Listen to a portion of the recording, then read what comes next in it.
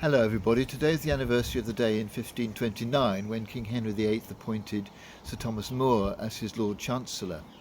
He wanted him because he was someone renowned throughout Europe as a wise person, also a very pious person, somebody who had a deep spirituality.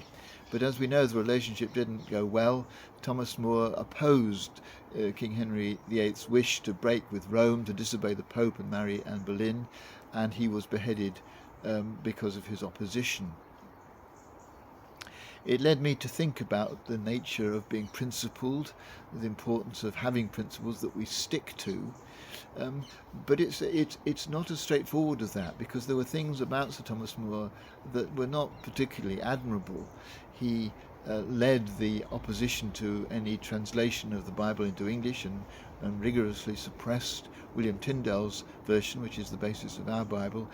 He never opposed the burning of Protestants at the stake for their belief, and indeed it was rumoured that he had a hand in the torture of some of them. So there was a downside to his principles, but he was absolutely certain that he was right, so certain that he was prepared to be killed rather than go against his principles. I admire people who have strong principles, and I hope I have them myself. But we do need to be aware that we might be wrong. We don't want to take the attitude of that comedian who said, I've got many faults, but being wrong isn't one of them. We don't want that sort of arrogance. We want to be willing to listen. We want to be able to open ourselves to other possibilities.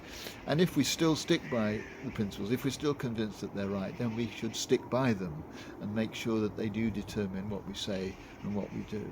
But of course, if we find that we are persuaded, we need to have the courage actually to admit that we may have been wrong and to change our minds. But I think the reason we remember Thomas More today is because he stuck by his principles, even though we might not have agreed with them entirely. He stuck by them, and I think there is some admiration in all of us for those who stick by their principles, and a hope that we might do the same.